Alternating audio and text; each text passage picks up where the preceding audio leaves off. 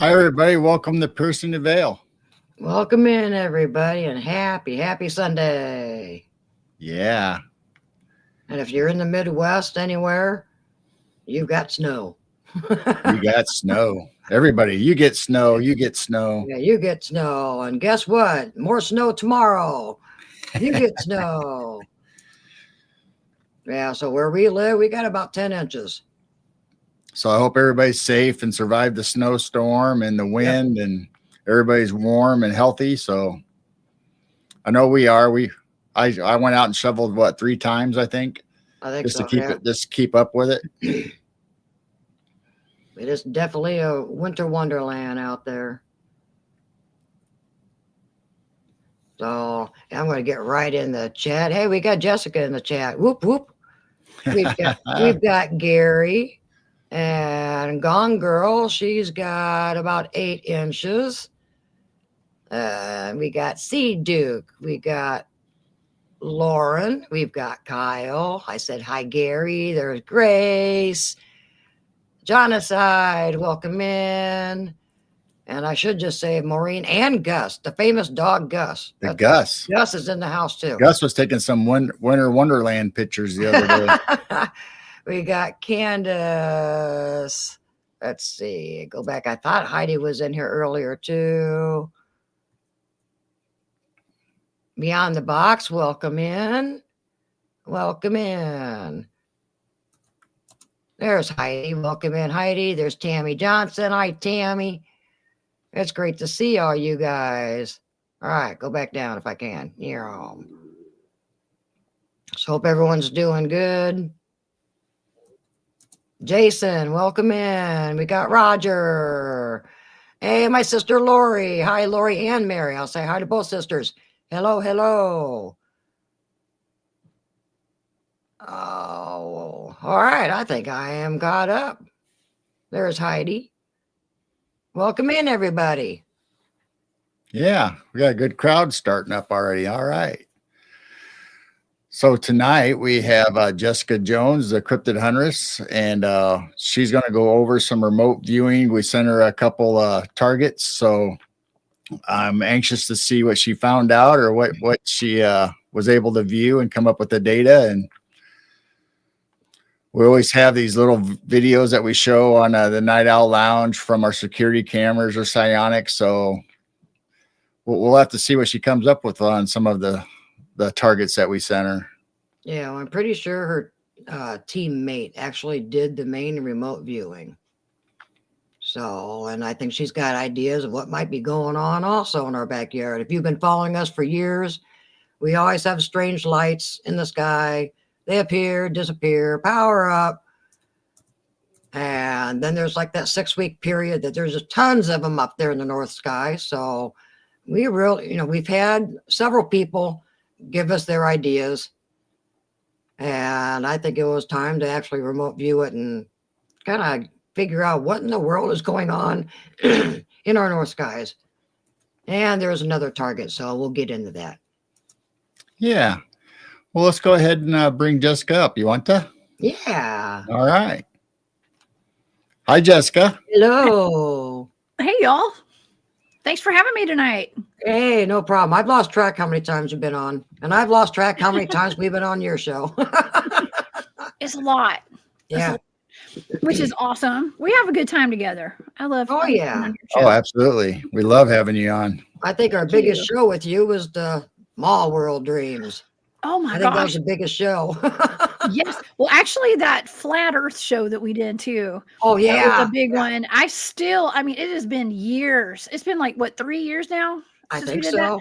And I still have comments that pop up on my notifications on that video and my Wow. social media. People are still arguing 3 years later. Oh. That's funny. Yeah. I just got to the point, if it's round, flat, it doesn't really matter. We should not divide over it. We are someplace together, and that's what we need to focus on. Yes. But That's too right. bad you still have some negative comments after 3 years. No, they're actually quite funny. They're not really negative. They're just arguing, and it's really funny to watch. So I don't mind. It's good for the algorithm. You know what I We mean? never said it was flat. We never. never- We were just We showing did. old maps. That's right. I think it's fun. I would never take that post down just because it's so entertaining. Yeah. And the mall world actually got a lot of attention too. That's Yeah. really a lot of people connected with that and they resonated with the mall world dreams. So it's not just a small percentage of the population, it's a lot of people. Yeah, and it's spreading out. It's still going, and now people are talking about the high school and the hospital, and there's all kinds of other little buildings. And amusement park's a big one. They got a water slide that supposedly is never ending. That's wild. Yeah, that was your brainchild, Gerald. Thank you for that topic. We did that was a fun show. It was fun. I like subjects like that. Yeah, it's all your fault, Gerald. Yeah, now we're going to have to talk about wishing trees and Appalachian folklore. Right, I know. It was a well, wasn't it? One of them was supposed to be a well. Yeah, so you find a natural pond or a natural spring well, and supposedly that's where the fairies hang out. So it's either in the Appalachians or in the UK. They both have the same term for it. And the coulee is actually their term for a piece of cloth. So when you hang a little piece of cloth or a ribbon on a tree for your wishes or for good luck or your dreams, whatever, then the fairies are supposed to grant that wish. So that's why you'll see all these possibly little ribbons all over the trees by natural springs up in the mountains or the backwoods. Wow. I had no idea what that was last night. I saw your comment in the chat and I was like, what is that? And, we were thinking about I was thinking about the trees that the native, we call them, my friend Keith calls them Indian trees. Okay. But it's where the Native Americans would turn the limbs up and like put them at like 90-degree angles and stuff. It was almost like a directional thing, I guess. I don't know. But my friend Keith sent me a message after that show last night to tell me he kind of schooled me on it a little bit. So speaking of that type of tree, over in our, where the train tracks is, and there's a tree line that everyone sees on our camera. That's where I saw that portal through my ATM binoculars, and then it fried out my binoculars.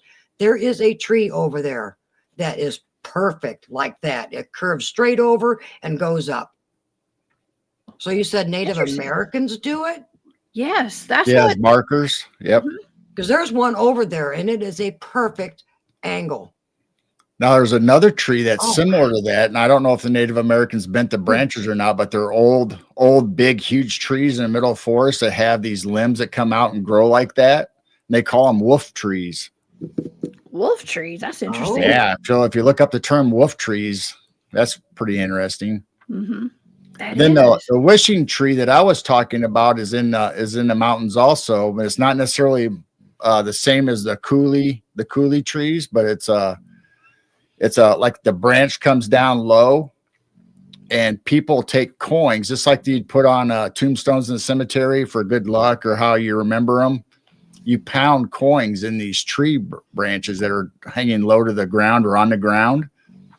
And so that's for good luck, and the same kind of thing with the ribbons. But supposedly if you take coins from that tree, then you get disaster in your life and bad things happen to you when you take the coins that somebody else put in those trees.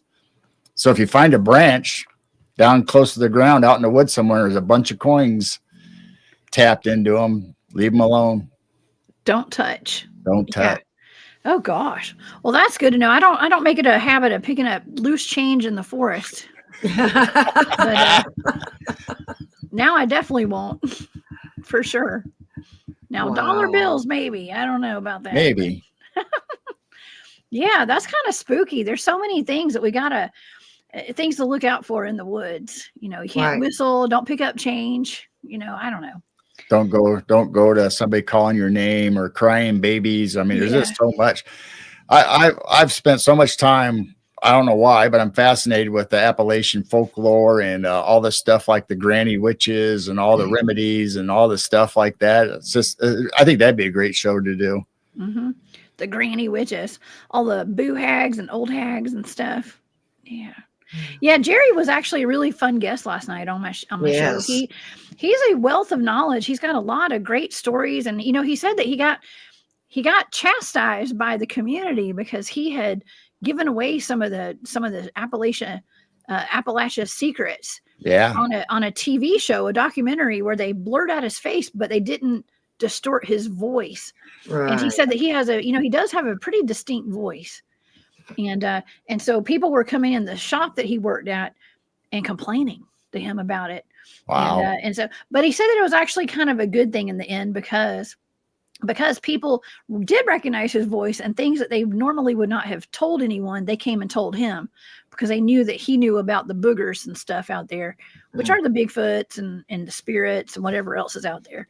Yeah. In the South Mountains. Probably a big weight lifted off his shoulder, so he doesn't have to hide no more and doesn't have to pretend, no, that wasn't me. Yeah, exactly. Well, I understand. We don't tell our neighbors or anyone in this town the activity we've been getting in my backyard.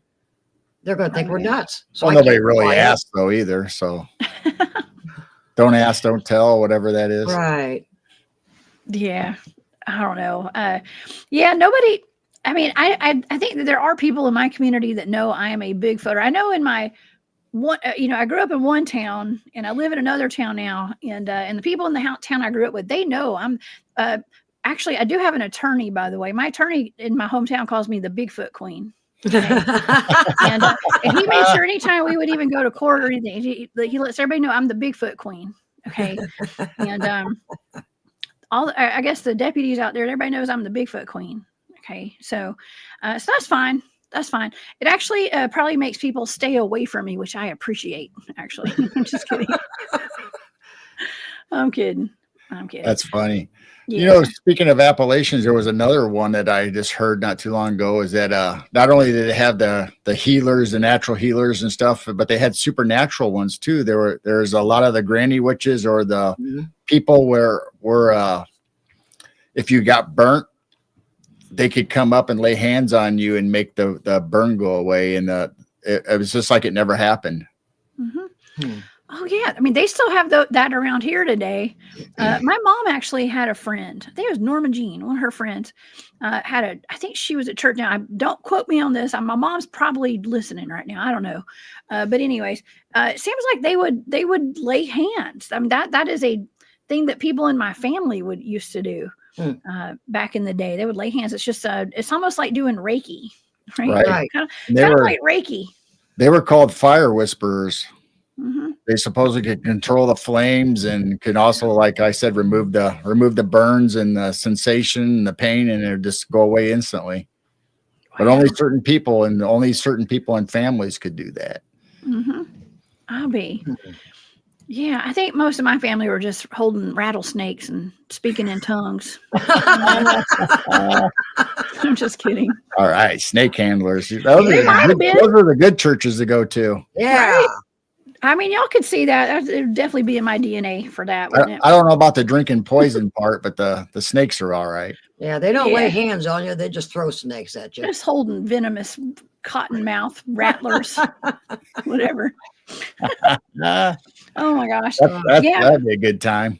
Yeah, they still have snake handling churches down here in the South. Yeah, they do. They do. There's one that's online. You can watch their services all the time. I tune into it once in a while. Do you? I like a good bite and see who get bit. Oh my God.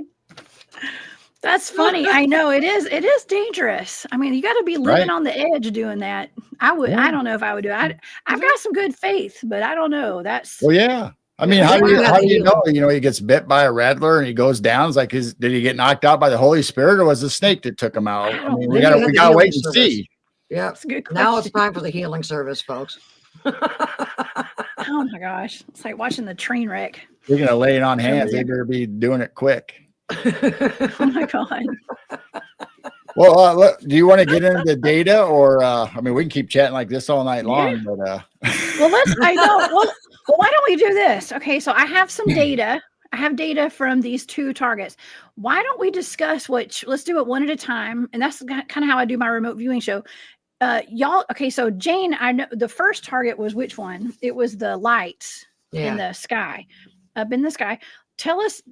Go over like a summary of what that is, and then I'll go over the data, and then we'll go to the next one. Is that okay? To go along with that one. Yeah, we got some videos too. Perfect. This actually started 4 years ago, and that's when Garrett was still working, and he worked till midnight. So I was outside for hours and hours and hours. And I love watching meteors and the stars and, of course, moving lights. I always have seen strange moving lights. They power up, they blink, they disappear.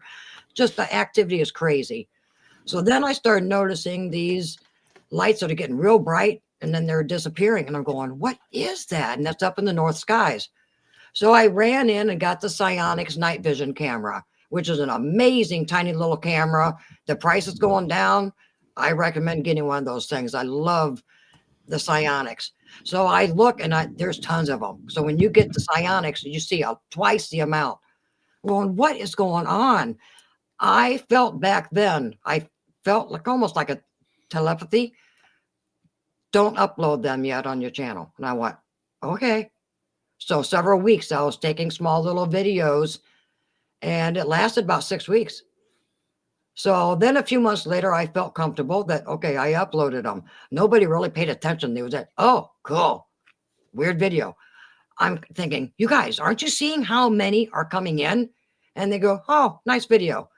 The next year, same time, August 8th, happened again. I started recording, doing some uploading. This last summer was the 4th year in a row. They always start August 8th. They last for only an hour every single night. It was about an hour, same spot underneath the Big Dipper. And it's always underneath the Dipper when the Dipper gets into the north sky. And so we always do see these bright lights appear, disappear. People have seen them on the 24/7 camera. But that 6-week period, there's tons of them. Absolutely tons coming in throughout that hour. And then after that 6 weeks, it slows down. You might see one once in a while. What it is, I have no idea. Mr. E thinks that it might be aquatic giant beings up there during like a breeding season or a spawning, or, like the salmon do. So that kind of made sense. But at first I thought, oh my gosh, did a portal open up? Are these tons of ships? Are we getting invaded? I didn't know. And then I was thinking, okay, if it's a portal, are they coming in or are they leaving? Not to change the subject, but we did the show, the Kentucky meat shower. We did. Yeah. And we talked to Mr. E about those aquatic beings, or almost like the shapes of octopus or whales that live in our upper atmosphere. So we were wondering, did one of them come down and regurgitate their food and end up on that Kentucky farm? Whoa, that's wild. It seems like that data, that was like a remote viewing target. It seems like it had something to do with airships or something like that. Right. Yep. That's what we ended airship. Huh. Yeah, that is a weird topic. That really happened. Yeah. This whole town in Kentucky got covered in raw meat. And they even tried it. They even ate it. That's right. I mean, meat's expensive. You might as well go ahead and just eat it. It's like God has sent us this bounty. Yeah. We must eat it. It's manna. The only problem is, like, what kind of meat was it? You know what I mean? Right. Nobody could define what it was. They all said it tasted different, and it was weird. Yeah. Well, and we've gotten, knowing what we know and all this research we've done and stuff we've talked about, it's like whistleblowers have said that they have encountered UFOs and aliens and been on spacecraft where they had vats of like human body parts and stuff. Oh yeah. Oh, wow. So you gotta wonder. Ground. Wow. Yeah. Could be human. It could be Soylent Green type meat. You know what I mean? All right. I didn't mean to change the subject. So let's get back to the. So anyway, this actually kind of started. Our first equipment was the ATN night vision binoculars. And that's when I was able to see orbs all over this field in the backyard. I'm thinking, whoa, what is this? And it was really nice seeing the stars. You can see them a lot better. And that's when I saw a portal, kind of a square portal floating across the tree line. And I was getting ready to record it. And it fried out my binoculars altogether. So we went, sent them into the company, got new ones. Then we invested into the psionics. And that's when I'm starting to see the power-ups and the things moving all over, 2 of them, they're not all satellites. They were not Elon Musk. So this has just been my adventure. I see orbs. I saw 2 with the naked eye. They were both orange, but most of them are through the night vision. And so I just would love to get some answers of, are they just orbs? If they were orbs, they're way, way up there in the sky. So I guess, Carol, you can show, I think we got 4 quick little videos of explaining what we've been seeing for the last 4 years. Which one do you want to show first? You can probably show a couple of the power-ups. So people really don't know what a power-up is. I mean, these things appear out of nowhere. They power up and they move and they glisten and then they just dim out and they just disappear.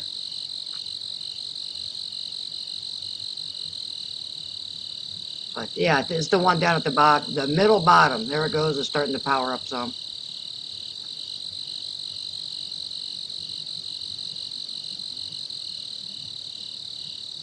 I think the other one is actually the better one. And then you see it just kind of fades out and they disappear. And the blinky light, of course, is a plane.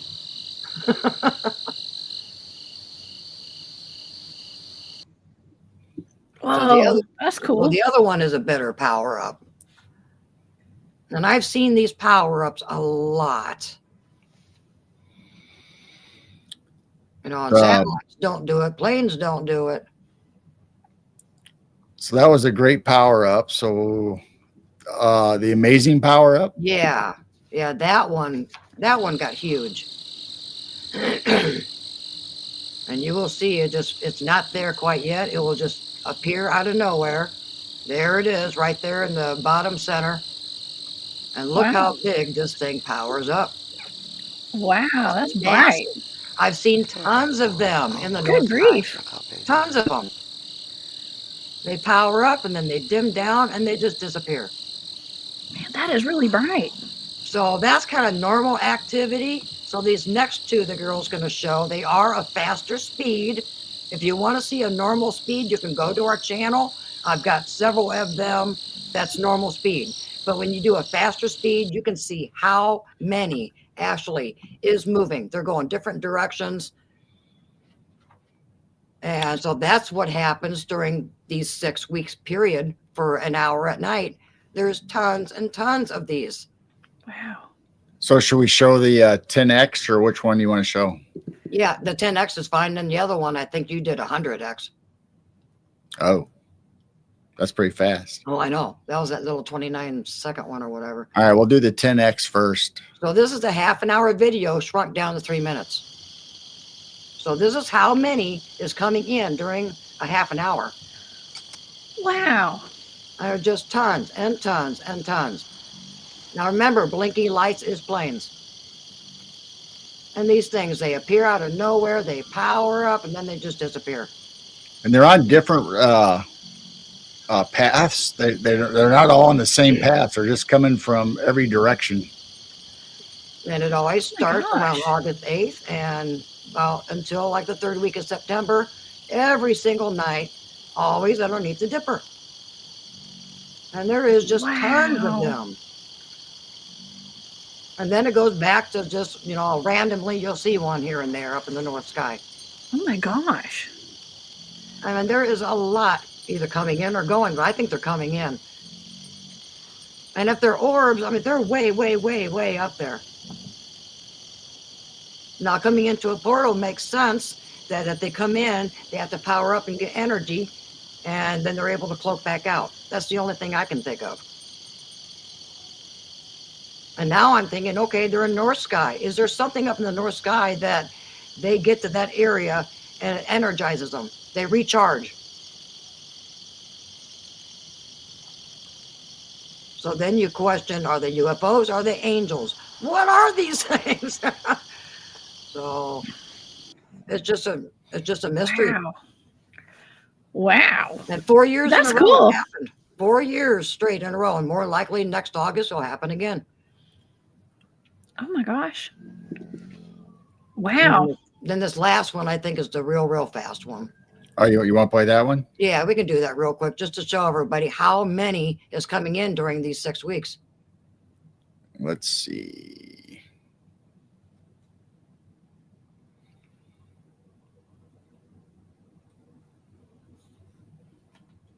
I think it's this one. Yeah. Now, granted, this is super fast, but just look how many is coming in. And you can see how they power up. They come in, some of them power up real bright, and then they're gone. So we kind of did a time lapse just to get it all fitted in for a short video. And it helps you see them better, that you see the movement more pronounced. And so this is why we want it remote viewed. You know, oh my God. What in the world have I been experiencing these last few years? Oh my gosh, that's wonderful. I would want to know what that is too if that was right above my house. I'd be a little worried. Like, okay, just say no to probes. I'm just saying. Unless you're into that kind of stuff, but at first I was wondering if it was UFOs. So now Mr. E says something. We've had different opinions, and I just would love to have some better answers. Well, I have some remote viewing data. All right. I've combined it all together here. And it's either going to answer your questions or it's going to leave you with more questions, or both. There'll be more questions. We're used to that. Okay. All right. Well, that's usually how my remote viewing data works out. So, okay. Well, let's just get into the data then. All right. For those lights, whatever those things are up there. Okay. So collectively, here's some of the sensory data. Okay. We have stealthy, authentic, multiple, and many, like a bunch. Okay. Wonderment, chilling, poetic. Oh. Empathetic, subjugated, and grounded. Those were that was some of the sensory data. Okay. And let's see here. Okay. Let's get into some of the analytic overlay. This is always fun. All right. So this is us like we're kind of making sense of our sensory data. Like we're just, okay, you'll see what I mean. It's kind of interesting because there is an ongoing theme with this target. It's something I'm going to say alien connected. Okay. Extraterrestrial. Let's just say extraterrestrial. Okay. And so let's go over some of this. So Earth and planet. Okay. Earth and planet, path and flight. Okay. Path, flight path, flight risk is in the data. Risk. So a flight risk, flight path, and path. Packed together and tight knit. Oh my gosh. Packed together, tight knit community. Community. And here's a kicker. Here's an interesting one. Have you guys seen that movie Signs? I think it's got Mel Gibson in it. Right. That's in the data. Now, if I'm not mistaken, that's the one where like the aliens come down to Earth and like. Yeah, he's running around the cornfield and trying to get in the house. Cornfield. Uh-oh. Yeah, sounds kind of like at your house. Well, this is in the data. So Signs, the movie. It says Signs and then a movie beside it. So Signs movie. I remember seeing that. There's like one scene in that. And I think it's supposed to be down in South America somewhere. And it's like an alien. It's like supposed to be a home video. And there's an alien that walks past like a little, I want to say a hallway, but it's outside, like in front of somebody's house. And I'll never forget it was frightening to me to see that. I think that movie came out, I want to say when I was in college, maybe. I don't know. It was a long time ago, but anyways. So I think that's cool that was in the data. Wow. So alarming rate, alarm bells, busted. Yeah, I got busted. Yeah, you found them. They're busted. That's in that roundabout, which I think is kind of cool because they are kind of moving in a little roundabout. Now, okay, so it was also detected with the analytic overlay that there's a ship. The target is either a ship or vessel. Ship, vessel, and then game plan. There's a game plan to whatever this is. There's a game plan. All right. There's more. So flight path. Was flight path in the first? Okay. So flight path and flight risk. Flight path is in the data multiple times. Wow. Okay. Amongst multiple people here. Okay. So flight path is in there. And then airlines and airplane is in there too. But this is you got to remember, this is analytic overlay. That doesn't mean that that's what this is. It's how we're interpreting these blind targets. We don't know what we're looking at. So we're seeing what we think is like an airplane or an airline, something flying. You do see them in the videos. Yes, you do. That's right. Mm-hmm. Okay. All right. So maps were drawn with like flight patterns and stuff. So the flight pattern is an ongoing theme amongst the remote viewers that looked into this. Also, astrological, astronomy, and astrology are all in the data as well. Stars, dark. So stars in a vessel. Now, actually, vessel and UFO is in the data as well. Vessel. So not only do we have ship, vessel, which a vessel could be any kind of thing that you ride in, I guess. But we have vessel twice, and we have that came through twice. And so either a ship or a UFO. Ship, UFO. Airlines and airplanes are in here as well. So it's clearly something that's flying. But here, okay, so the words, some of the sensory data, like we have chilling, cold, dark, moving, and moist. Some people hate that word. I know. Moisture. So moisture, fog, and clouds is in the data as well. But at the very end, some of the last data we have here are probes. Probes is in here. That's interesting. And 3-eye atlas is in the data as well. Really? And, yes. And then also objects are closer than they appear is also in the data. It's hard to figure out if they're close or if they're way up there next to the star. It's difficult. Yes. Well, according to the data, objects are closer than they appear. Wow. Oh, yeah. Wow. I've always wondered, because we, just like you, we've talked to some super soldier people. We've had them on our shows. And one was Tony Rodriguez. And he talked about how they have cargo ships just outside of Earth's orbit. And then they have other ships that go and load them and unload them. So I was just wondering if maybe the Big Dipper is like a gateway to get to wherever they need to go. It's got to be when the Dipper finally gets down in that north sky, and it starts out in the pan. Now the Dipper keeps moving, so it starts at the pan, and then eventually it's underneath the handle. But during that 6 weeks, it's always underneath that Big Dipper, and it's got to be in the north sky. So at the very beginning, I was thinking a portal, that things are coming, that they have to wait for a certain time, and then they're coming in. But then I was thinking, space has no time. So what if it's missions coming in like once an hour, but it's once a year for us? That makes sense? Gosh, yeah. It does. That's interesting. Wow. Yeah. It's definitely, well, here's the thing that I can appreciate is that all the data does revolve around something kind of extraterrestrial. Something that's not on this earth. Okay. Something that's in the air, something that's in the sky and space. So that's wonderful. So we're on target with that. But then it comes down to like, it doesn't say exactly what it is, but there are the words probes, 3-eye atlas is in there, but that just means that we were thinking that maybe this target was 3-eye atlas. Oh, okay. That's what analytic overlay is. It's like, let's get this out of the way and get some more sensory data. And but 3-eye atlas and probes are in there, and something astrological and astronomy as well is in there.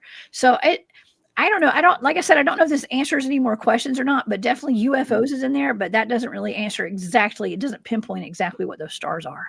Right. Okay, but I've never probes is a possibility. I've never felt spooked or dark or anything. I have been like amazed. And like this past year, I picked up more angelic than something that was, let's say, demonic or fallen angels or aliens or whatever you want to call the dark side. Or, I mean, like Tony was saying, like Tony Rodriguez, if he was saying that there's some kind of filling station or whatever they want to call it up there, Right. To take supplies and stuff. I mean, that could be how a friend of mine describes like 3-eye atlas. He's like, it's ours. It's like a human. There's like humans. It's like part of the secret space program. And this could very well be there could be some kind of vessels up there that are like skunk works type stuff. Right. It Absolutely. could be that too, because I did pick up on flight paths and something that's maybe like an airline or, airlines and airplane was part of that data as well. So I don't know. It could go any way. And at this point, I don't know what's up and what's down anymore. I should add James Gilliland, not James Gilliland, Jim Goodall. Goodall. I was to say James Gilliland sees all this kind of stuff too. But Jim Goodall, we showed him some of these videos and I said, okay, so you said we've been here and there and done Star Wars and this and that in the past and blah, blah, blah. I said, we have anything that does something like this? After him seeing that, like that 10X, he went, no. He was baffled. No. He was baffled by it. Yeah. And he knows a lot of stuff like skunk works and things that's going on in the missions that we've had in the past, what they're hiding from us. But he was baffled seeing this video. Like, we don't have anything like that. Now, Jane C. Duke asked a question. She wanted to know have you ever experienced lost time? There's only one time as a child that I think I might have had missing time, but as an adult and during this, no. So not that I know of. I mean, I spent hours and hours outside during that time. I don't know who's to say that, I could have, but I don't recall any. Oh, that next target is going to be quite interesting for you, Jane. Oh. I'm just going to say. Oh, boy. Yeah. What's watching me? Yes. What is always watching you? I'm just kidding. Well, I've been watching them too. So I've been kind of staring back in the certain area where I hear things. So well, you seem to be focused on this one, like where your attention goes directly to this area, right? So there's something over there. Yeah, because you always experience all these targets. I'm in the backyard next to like the sunroom or whatever. We've got a couple chairs and a little swing, and so that's where even the portal to the left, the two orbs that I saw by the train tracks. All these sounds that I've been hearing for the last few years. I've heard the whistles, whoops, squeaks, strange dog barks, owls, all kinds of owls. Last night, Jessica, you were talking about that low howls. I will explain a little bit of one night. About a mile down the road, we have a quarter horse farm. They breed them and stuff. They've got turkeys and pheasants and chickens and cows and miniature donkeys. Well, you hear these little miniature donkeys going crazy in the middle of the night. Sometimes it's the coyotes. Everyone knows what a coyote sounds like. They're high pitched. They scream. They yowl, just high pitch. Well, this one night I was hearing whoop, whoop, whoop, whoop, whoop. There were several things. And then the poor little dog going, hee-haw, just going nuts down there. Yeah. About a half a mile up the road in the field, that it's like in between the factory and the farmhouse, this low, gut-wrenching, everything shut up. Whatever was whooping by that donkey, the donkey, everything shut up. That was not a wolf. That was not coyotes. It was that low, deep howl like you guys were talking about last night. I've heard it. Yeah, Jerry brought that up. Yes. And I kind of went, oh my gosh. And I don't think there were coyotes down there that night messing with that little donkey. It was something else. It was like whoop, whoop, whoop, whoop, whoop. It was a weird sound. Oh my gosh. Well, I don't know if it was an alpha one just telling him to knock it off, leave that donkey alone. And everybody just shut up. Oh my gosh. And I've heard owls, the strange, weird owls, and mainly a little screech owl. Or it was adolescents messing with the donkeys, and like you said, maybe the elders said to shut up, or maybe a dog man came in the area and freaked all of them out. Don't know. We do have reports of dog man around too.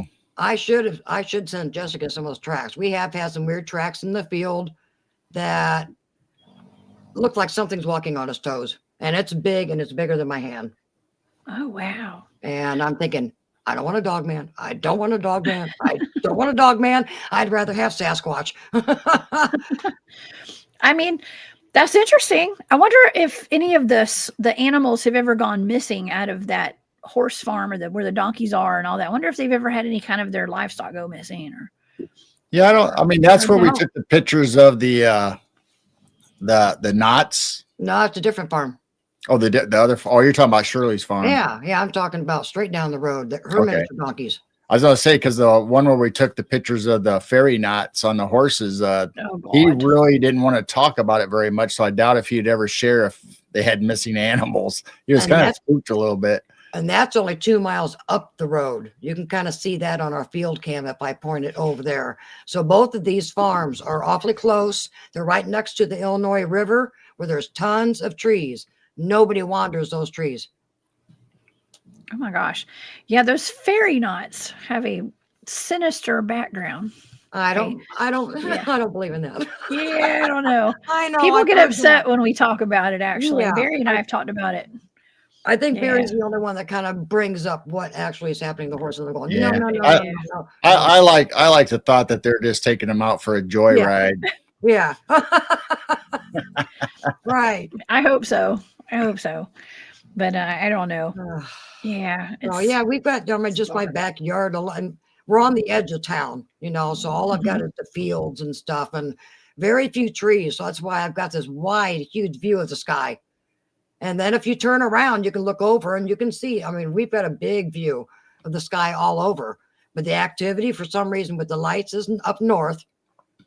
And then ever since that started happening, then the last few years, you hear all the ground stuff, all the mimicking.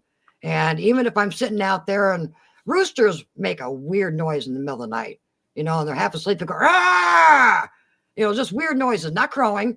So I'm going, rah. Well, I've heard that mimic over there in the same area of this next target going, rah, back at me. 1 o'clock in the morning. Neighbors are not outside. And I don't think they would hear me anyway. I'm not doing it real loud. So I've had a lot of mimicking and stuff. Wow. Well, there's a lot going on over there. Yeah. Property. Yeah. Just the whole state in general is weird. We've had everything from werewolves to Dogman to Mothman, Sasquatch. You name it. It's somehow ventured into Illinois. Mothman is only seen about an hour away from us in Bloomington, Normal, Illinois, in the university. So that's about an hour and 15 minutes to get there. Yeah. But then all the reports up in Chicago, which is 3.5 hours from us. Mm-hmm. Well, you guys have burial mounds and stuff up there, don't you? A lot of mounds. Yeah. I could explain it. Some of it. We have I've taken pictures and shown them on our show. The ones that are closest to us is about a half hour, and you just drive by them, and they just look like hills or little mounds next to the road, but they're actually Indian burial mounds. And then we have Cahokia, and then we have Dixon mounds, and there's several, and a lot of effigies. Oh yeah, I was up there. I was in Grafton, Illinois, and they had that Pisa bird. I think it's called the Pisa bird. Yeah. Painted on the side of that cliff, like the side of a wall. I guess you call it a wall. I guess you call it a cliff. I don't know, the side of a mountain or something. I don't know. I saw it when we rode by it on the way into Grafton, Illinois, to that conference. I was at the Journey to Truth conference, I think, a couple of years ago, and that's interesting because that's like a chimera of some sort, some kind of like a griffin dragon thing. I don't know. It's interesting. Well, down southern Illinois is where the giant bird picked up that little boy also. Yeah, the Thunderbird report back in the 70s. Mm-hmm. I hope he got away. Did it drop him? Yeah, the mother tried to beat it, the broom, and threw stuff at it, and it finally let go of the boy. Oh my God. That bird be taking me too. I'd be grabbing onto my kid, and we're both going for a ride. So, yeah, if you search the internet, you can find all kinds of the actual interview with the mother and the boy later in life, and they talk about the incident. Oh my God. Yeah, you gotta watch your kids out there. Watch for pterodactyls and stuff. Right. Maybe even dragons. And dragons. Yeah. Oh my gosh. Well, okay. Well, this next target was a robotic voice. The origin of that robotic voice, Jane. Okay. Right? Well, tell me exactly what you heard on that with this voice. What were the circumstances? Okay, so Gerald's still working, and like I said, he got home at midnight, and so he was already home that night. But I do handpan, drums, flutes, singing bowls. I have done all kinds of instruments in the backyard.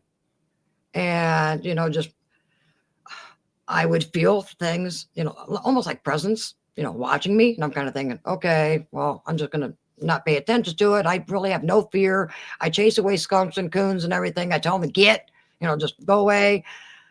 And I was picking up the old-fashioned guitar tuning pipes. Now you've got these digital things that you can tune your guitar. Well, I've got this one 528 hertz necklace with, it's a whistle.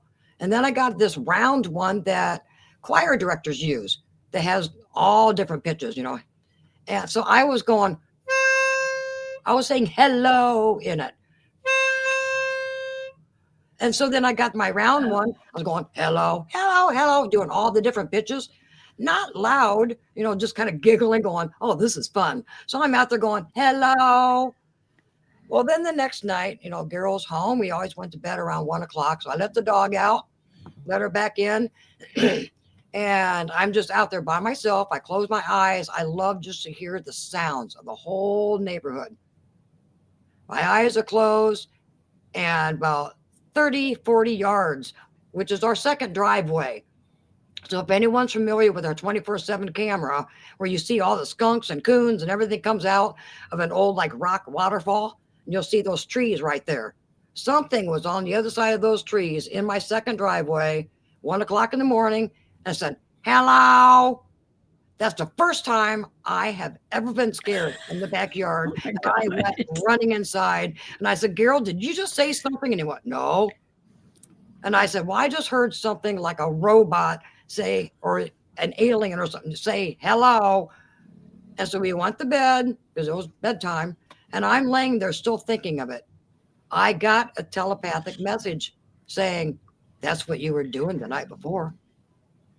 And I went, oh my God, I was. It sounded, it sounded like what I was doing the night before, saying hello through these little pitch pipes. Oh my God. I think it was robot grandma bringing us some cookies.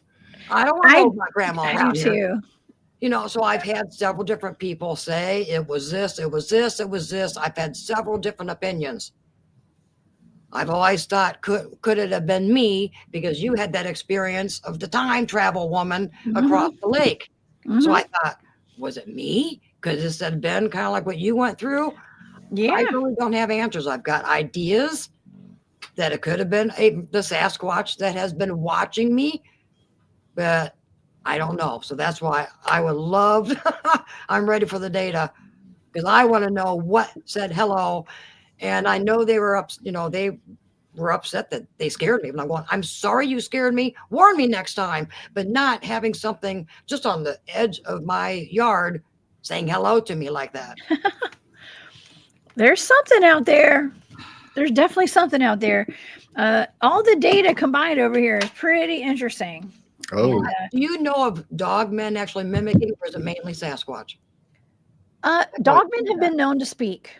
Dogmen have been known? Yes. Oh. They have been known to speak. Okay. Yeah. Please don't tell me Dogman's in the data. No, it's Okay. not. But there's something else. Okay. something else. Oh, Okay. I like Something that. else. Okay. Uh-oh. Yeah, I think I'm going to say there's like two main culprits. Okay. And we're going to get to it. We'll go through all the data for this. Okay. And I think this is really interesting. It's Batman. Thanks, Hillbilly. It's Batman. So yes, Batman's everyone, not in the the data. location is the same. And both of these targets, the location's the same, where I sit and hang out in my little rock garden and crystals and everything. So the lights are up north, but on the right is to the second driveway going to the barn. And that's where I heard the hello 2 years ago. And I haven't heard anything since. I've heard the normal, the whoops and the whistles and the strangeness far away, but I've never had anything that close since. Oh my gosh. Well, that I have to tell you, that would freak me out too, because that's like in your yard, at your house. When I heard my own voice yell something at me from across a creek one night, at least I could get in my car and go home. You know what I mean? It wasn't anywhere near my house. Yeah. Lock the doors, close the blinds. Yeah. Yeah. Lock the windows. All right. Don't forget that, y'all. Lock your windows. Okay. But All right. Well, let's just get into the data then, because this is really Yeah. interesting. And I think this is really cool. Okay. Let's go through some of the sensory data that we've got here. Okay. Lucid, cold, chilled, dark, clumped, traces, adapted, and watching, expansion, and expanded. That's some of the data. Oh. And so some of the analytic overlay that we got, lucid dreaming is in one of the first things. Interdimensional, Oh. between worlds, interdimensional and between worlds. The dark ages, clumped together, sound bite, which is interesting because you heard a little sound like a recorded robotic sound, right? Yes, Kind like they of. could have recorded me the night before. Yeah. Ooh. Okay. Well, right under soundbite, it says ET and alien. Oh, wow. Yeah. Soundbite, ET, alien agenda, and watchers. Okay. Also, we have lookout and cookout. Lookout and cookout are both in there. Lookout, cookout. Personality is in the data. Also, ghost is in the data. Oh. So ghost and spirit, and what does that say? Connected realms, I think is what that says. Connected realms. Okay, so we got between worlds, interdimensional, connected realms, whatever that is, connected realms. We've got ETs, aliens, and we have ghosts and spirits. So that's not all the data. We got more. Let's see here. We also have high and energetic and high intensity energy is part of this data. Interdimensional dumping ground is in the data. I don't know what that means, but that's I've part never of the heard data. that before. Dumping ground, huh? An interdimensional dumping ground is written in the data here. Okay, so whatever, I have no idea what that means. Wow, that makes sense of all the orbs and the skyfish and the rods and everything else we see on cameras. It does kind of look like a dumping ground. Interdimensional dumping ground. Wow. It's almost like you just get everything. You get it all. And also a place of high strangeness is also in the data. A place of high strangeness, high energy, high intensity energy is there. So that describes your property probably pretty much to a T. Okay, so also there's feminine. Feminine was in the sensory data. So feminine, mother and mother figure. A mother and mother figure. Also, the word technique is down here, and outside darkness, shadows and shadows, and something was standing. It says stand your ground is in the data. Stand your ground. Burial ground is also in the data. Oh, wow. And sacred. And that's pretty much all the data that we have right here for that target. Wow. There's also like a triangle that says body, spirit, mind, and body, or spirit, body, mind. Okay. So that's it as well. Body, mind, and spirit. It's like written out in like a chart kind of thing. But yeah, I think it's interesting. I don't know if maybe the voice could have been like a motherly figure or something, but it could be a ghost. There is burial ground in this data. I think it's telling you to stand your ground, or maybe it's standing its ground. I don't know, but it's sacred, something sacred, sacred burial mound, burial ground, not mound, ground. Okay, is what the data says. But I would say it's going to be somewhere between a ghost and an ET, Jane. Okay, so Wow. I personally, from like analyzing that data, I think that maybe you heard a spirit potentially, but also it said soundbite, and then ET, alien, and alien agenda, all in the same area right there. So it's one or the other. I've had one person years ago when I brought it up that was a medium and said it was a relative and don't worry about it. Another person motherly said figure. it was a Sasquatch that was kind of like a bluish gray Sasquatch, and it was holding a blue ball, and that blue ball was the technology that kind of recorded it. So I've heard several different things. Well, that's interesting because there is a sound bite, like something had been recorded Right in the data. And who says that Sasquatch aren't ETs. I don't know. We always say all roads lead back to ET, right? When it comes to the Bigfoot stuff that I do. Right. Mhm. So I don't know. I think Wow. it's very interesting. Something definitely made that noise back there, Yeah, though. It it definitely was spoke to you. audible. It was out loud. And where there's 7 houses that our backyard is connected to this field, and there's only one house next to us. They're elderly. They're not outside at 1 o'clock in the morning. Hello. You're And elderly and you're out at 1 o'clock in the morning. it'd be kind of hard to go, hello, it almost sounds like when you're talking to a fan. Hello, that little robot voice. But we And were also other told neighbors- about little people Yeah, we've heard back of behind out in the field, and also that there might have been a trail or Indian trail for the village of the Native Americans to go to the river and to the backwaters off the Illinois, right close to us. Yeah, we've had people say they pick up little people around here. I've never seen anything. I don't know what I'm supposed to hear, but I just hear all kinds of noise and mimics and strange owls that are not owls, and just all kinds of weirdness. And I know it's not normal animals that are around here. We even heard one the other night, and I've got the recording of it, and we had to try to break that down. But at first, I thought it was a dog that I was hearing. Well, at first, our dog barked, and then I heard this. How do you explain it? It was like, it wasn't like a donkey, but it was a he, and I kind of went, what was that? And then we heard the 3 whistles, and then it was kind of like a crow. So that was just the other night, and I actually have it recorded, because I knew I was going outside, and I'm watching this certain area, and I'm watching for eye shine. So I thought, you know what? I'm going outside. I'm hitting record on the cameras, and then I went outside, and then I come back to check it out, and I got some audio on it because they knew that I would have been outside with the dog. Oh my gosh. There's so much going on out there. It's an interdimensional dumping ground. Yeah. I would be surprised if we get a meat shower sometime. Hey, we did have some of that little gel stuff in our yard. We have had Ew. the white gel stuff in our grass and trees. Ew. And we did you not taste touch it? I'm No. just kidding. I didn't even touch We it. did not touch it. I'm kidding. Don't I kinda ever put poked that in your with a mouth. stick. Poked at it. You That's poked what at normal it. people would do. They poke at it, not cook it. Yeah. It's like the gel off the Vienna sausages. You know what I mean? Vienna. That jelly. Probably like that. So yeah, I usually do stay in my ground. Like I said, skunks, coons, possums, none of that scare me. Coyotes don't even scare you. They run off. They see you, they run off. You're not going to get attacked by, a coon seeing you and coming after you in the backyard. No, they look at you like you're a monster and they'll run away. So I usually do stand my ground. But when you are in pitch quiet and hear this audible hello, which is right over there by the trees in my second driveway, I did not. That was the first time I really got spooked.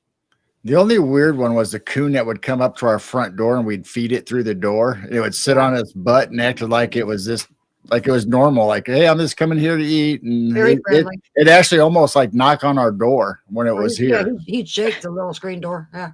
Oh my gosh. It was comfortable with y'all. Yeah. It was. And So that's we're right, just man. wondering, was that really a coon? Was it something else? I don't, it just didn't act normal for a coon. A little S walker. Oh, Well, all the little Ooh. critters that do come up at night. Yeah. Do we know if they're actually those critters? No. No. I mean, Sasquatch has been known to be squirrels and coons and weird things too that, people say they shapeshift. Mm-hmm. Well, okay. Well, that robotic voice that you heard, I have had someone very close to me, and I've had multiple people since I was told about this. Somebody that like I said, one of my mentors that I'm close to, told me that when he first got into exploring alien abductions and UFOs and even doing the Bigfooting stuff as well. But when he started diving into the alien abduction phenomenon and doing some regressions on people and stuff, he's a hypnotherapist and stuff. He said that his life started getting really weird. And his phone would ring in the middle of the night and it would be a robotic voice. oh, Wow. Yeah. He said it was a robotic voice, almost like a fax machine or something, back in the day, like something like that, but like with a robotic voice in it. And he said that's when he kind of backed away from doing what he was doing because it got so weird. He was like, yeah, he didn't think it was worth it because he didn't need a life that was already any crazier than his already was. Okay. Right. And so, yeah, but that robotic voice thing, I've heard that several times since then, that people have encountered that. And it's usually over the phone though. Not so much out in the woods or out in the open like that. Right. Yeah. Well, Barb Hartman said that someone contacted her and that person heard a robotic voice. And then you mentioned it a couple weeks ago that you just now said. So there has been other people that are hearing this robotic voice. And I thought it was because of me saying hello through this little, these little pitch pipes. It was mimicking you. I do believe that. Whatever it was. I mean, when you're telling me about this, I'm getting the feeling like it could have been a Bigfoot, but that's not in the data, but that doesn't mean it wasn't a Bigfoot. Right. That's what I keep thinking of. That's what I'm kind of leaning towards. But yeah. That's what it feels like to me hearing that. But it also could be a spirit. I mean, it has something to do with these sacred burial grounds, potentially. Right. And what guards the sacred burial grounds? Bigfoot and Dogman. Right. Plus, we don't know exactly what frequency when Jane was trying to blow in two different pipes at the same time to create that voice. Because a lot of times you'll not just use the one frequency, but kind of combine two. I did too. Yeah, I did too. That made it almost sound. So who knows It what opened a portal. Yeah, we don't know what frequency she actually put out. So, oh my God. Hello. I know this one that you can get on Amazon. It's a 528 hertz necklace that you just sit there and just blow it and just, while meditation. But the other ones, they're all different. They're all different keys. You probably opened a portal, Jane. That's all I need. I know, right? And they don't scare me. I've walked over, I've taken a little walk. I would tell Gerald, hey, I'm going to head to where that animal den is, and the broken trees and stuff. I go over there by myself. But that's another thing with those trees. I'm trying to talk to other researchers. They're not wind damage. They're not broken branches. These things are bent down, and these the branches are up against the trunk. They're bent all the way down up against the trunk. Squirrels would not break a branch, and it's not, from storms, you would see them totally broke and cracked. It's like they're bent down and then they continue growing. Well, one person said, well, that could be Dogman. I said, I don't want Dogman. I'd rather have that as a Sasquatch. So anyone out there listening, keep an eye on the tree breaks. If anyone else is seeing, they're close to blinds too. I discovered that brand new blind. That is a new blind that they built, hiding themselves a little bit. But these breaks going all the way down to the trunks, they're in a couple different areas around here. And I would like to know, is that more a Dogman warning? Is that Sasquatch warning saying this is my hunting ground? I'd love to get down to some of those tree breaks too. Mm-hmm. The trees are, in my experience, the trees are usually Bigfoot. Okay. That's Bigfoot activity right there. And they're real close to me then. Yeah. Mm-hmm. That's awfully close to where I would hear mimics and sounds and stuff. Yeah. It's definitely more Bigfoot related if it's that, but animal den is not for animals. Are they transporting inside that around that animal den too? On my cameras, I don't see the coyotes or the fox, skunks, coons, possums. They're not coming from that direction. They're coming the opposite direction. So something's living in that big giant mound there close to where that new blind is. Oh, a mound. If no one knows what I'm talking about, go to my channel. It's just within a couple weeks ago. It's an update on Animal Den. And I just did my 3rd video on that area so everyone can check it out. Gary says Dogman usually claws trees, not break them. Okay. These are actually, all these branches are just bent all the way down to the trunk. Huh. That's interesting. interesting. It was a sign of something. Are they like held down at all? Or are they just kind of like bent down? They're kind of broke, but not totally broke like you would see. They're bent more than broke. So anyone can go to these videos, and I'll show you. It's just so weird. It's like they're bent down, but then they stay down, going down to the trunk. And they still have green. When we are checking them out earlier this year, they still had green stuff on them, like the leaves or if it was an evergreen, it still had the pine needles on them. So they weren't dying; they were just bent over. Oh wow. Well, that's interesting. And that's awfully close to that animal den that has several different holes in it. That started out with a bunch of brush and stuff just kind of piled into a pile.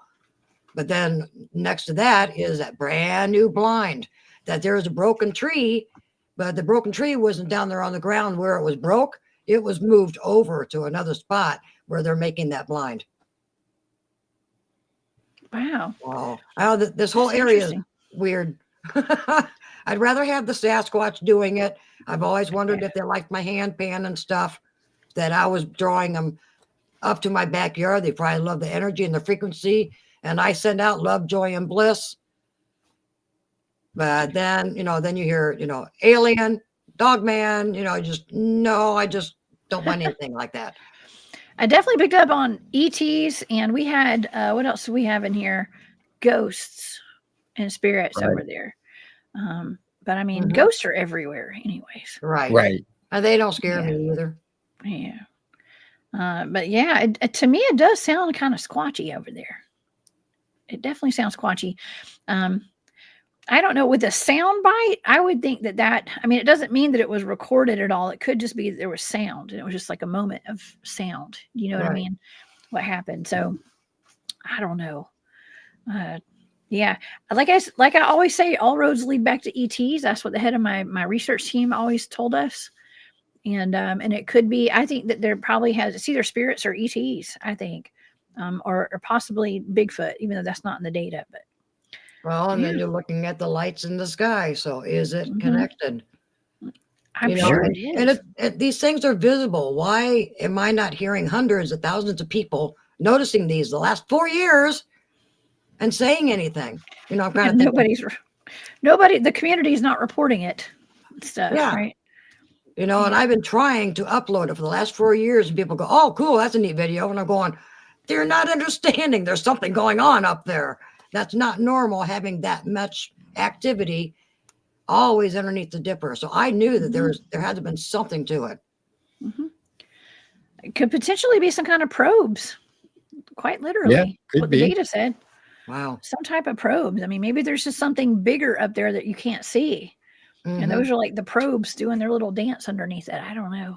And I was meant to catch it and keep watching it all these years. So I don't know if it's just a coincidence that it happens about the same time as Lionsgate. Yeah, the Lionsgate does open August 8th, but that's only a few days. This activity happens 6 weeks. I know, but maybe it's the start of it, or maybe that's the time of season. It's a marker. Yeah. It's like the opening ceremony for something. Yeah, like this is like the Olympics of the skies. Have this grand finale, this opening ceremony, and then Yeah. Well, that's what I was thinking. Are they coming in to an experience, an event? Well, it's been happening for the last 4 years. Same time. Yeah. I don't know. They're anxiously awaiting humanity's awakening. That's what they're doing. They're up there to see who will notice. Who's taking notice? Yeah. And that could be maybe since Jane's out there always throwing out her frequencies and love and all that, just like a CE5 would do. But I mean, you could use the same stuff for ghosts, paranormal, for cryptids. I mean, you can send those vibes out and it'll detect it. So maybe somebody detected that frequency that Jane put out and it's like, oh, let's check this out. So maybe that's why they were in closer to us to see, okay, who's watching us? Who knows we're here? And I do rebuke the darkness, and they're not allowed. When I experience anything, I do say I want the benevolent, love-connected, God-believing beings to show up. If they are from the dark side or malevolent, they're not allowed to even get close to my property. And I do the four corners of our property, and they're not allowed. So I have seen strange lights up there. And then I ask them, are you from the unconditional love? Do you believe in unconditional love? If those things disappear, I'm thinking those were the bad ones. Like, aha, she sees me, poof, they're gone. So I don't just, it's not like a Ouija board. I'm going, oh, I want anything to show up. No, I'm just asking for positive, love-filled beings that would interact with me. Well, they're giving you a show, that's for sure. Yeah. And letting you know they're up there. That's pretty special, actually. I think that's kind of cool. Yeah, that's what more people believe me. Yeah. That's one reason when we kind of started the podcast. I want you to start sharing the experience that I was getting. Mm-hmm. Yeah. I mean, I think it's interesting. I mean, according to the data over here, there's some sort of, I would say, some sort of extraterrestrial probes or something. I don't know. I mean, like I said, it's always a possibility that it could be humans, some kind of technology that we're not aware of as well, that they're up there playing around with. But it seems to be some, and three-eye atlas was in the data, but that doesn't mean it has anything to do with three-eye atlas, but it was in there. Right. And so that any kind of like interstellar objects, they do say that three-eye atlas is coming closest to Earth on December the 18th. 19th, something like that. Yeah. Yeah. So I've been hearing. There's a countdown on a website you can go to. You can find the website. It's like 3eyeatlas.com or something.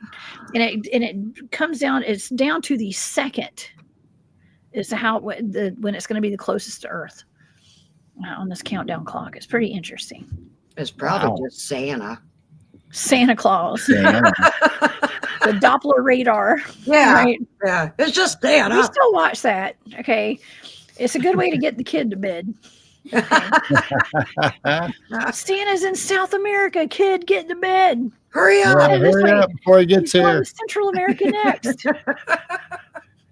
We're on the East Coast. You're going to miss him. He's going to skip our house. Yeah. I've used that one before. Oh, man. Yeah, we've got that. We've got that coming up in about a month, a little less than a month now, too. So we always keep our eyes to the skies. Absolutely. Yeah. That's funny. And the skies are getting interesting. Yeah, they are. That's pretty amazing. I want to get some psionic goggles or whatever you got there. Those are awesome. Yeah, I got really the AT night vision binoculars, but then the psionics is the night vision camera, which is a really tiny handheld camera. And we just got the psionics Aurora, right? Yeah, not the yeah, we didn't get the Pro yet. We just got the original one, and they're real cheap now. Yeah, they're down to like $300 or so now. They're even below that now. Really? Psionics are amazing little cameras. Oh, I need one. I don't. And then I'm seeing stuff on our outdoor cameras, which are real links, REOLINK. So our outdoor cameras are real links, and we're picking up these lights and stuff on that too. Oh yeah. So just not as much as the psionics. You'll see twice the amount with the psionics. Oh yeah.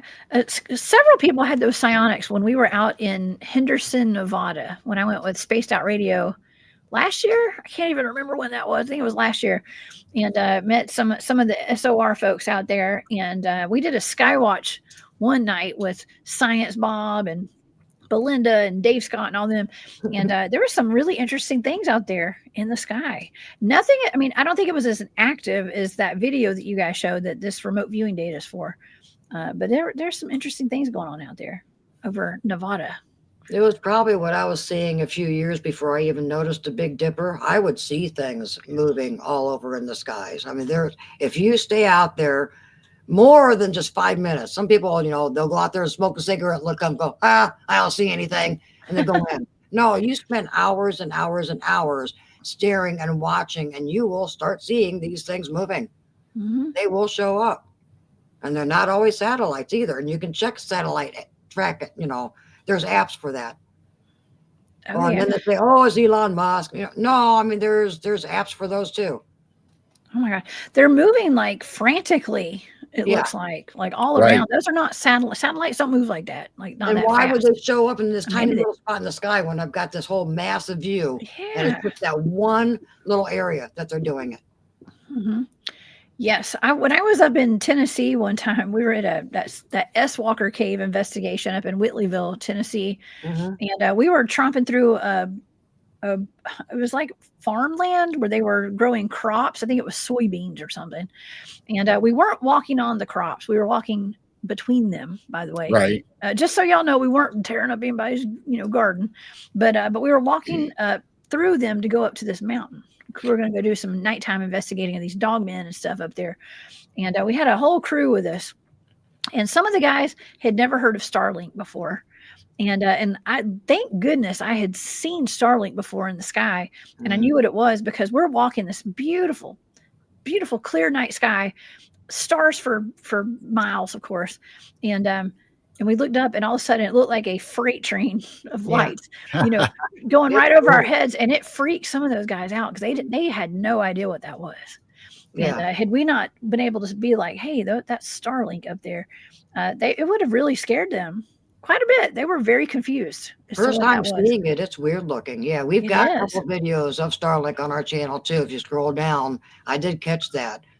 So yeah, it's a distinct, and they're only in a small little area. They appeared, you see the train, and then they start kind of disappearing.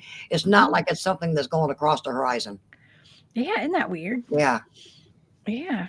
It was like super low too when we saw it. I mean, it literally looked like an Amtrak train. It's like a passenger train or something as it went over us. So yeah. I think I've seen that. Like I've seen Starlink at least 4 times now, 4 or 5 times, I think. Yeah, we've seen it quite a bit. They used to announce it like, hey, go out in such and such time, you'll be able to check it out. And we got the apps for it and stuff. But I mean, once you've seen it 3 or 4 times, I mean, unless it's going to be something really super fantastic. I mean, we saw like 80 of them in a row that one night. Yeah, that was a long train. Yeah. Oh, wow. Now I'm just kind of suspicious of it and suspicious of Elon and everything. And I just rebuke them. I mean, there's something else going on up there. Yeah, we catch everything on those cameras that we have set up all over. And we got meteorites coming in. We got whatever that space junk or whatever was falling apart. We caught that in our backyard. Well, they say it was one of Elon's satellites that not blew up or disintegrated or malfunctioned, whatever you want to call it. The weird thing is it was going up at an angle, breaking apart, and they said it was falling towards Earth. Well, it looked to us like it was going away from Earth. So I don't understand. You've got that video on that computer. Yeah, I do. Yeah. Yeah, well, pull that up, and just by chance, I'm sitting down here like a security guard. I've got 8 cameras over here on a big monitor. And so then I check YouTube and the tablets and everything, but I look over there and I see this. And at the beginning I went, it's probably just a plane. Well, then it got bigger, and then I kind of hit record. I went, no, we didn't hit record. We actually went back to the box and actually captured it. But I wish we just go ahead and play it real quick. Move the camera. So I went flying upstairs going, girl, something's going on out here. We went outside and saw the rest of it. And then we came downstairs and put on a little jump drive. But yeah, and they're saying that it was one of Elon's little satellites or whatever malfunctioning and came into the atmosphere. But should we go ahead and play it? Yeah. But why the angle? It don't look like something's coming down. That's what I thought was strange.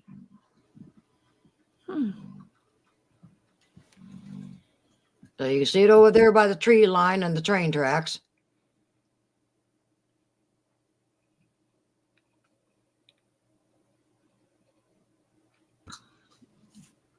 Yeah, that's going up. Yeah, it is. It's going away from us. It looks like. Then the tail or the burning up keeps getting longer and longer, and you're thinking, okay, is it an asteroid? Is it a meteor kind of deal?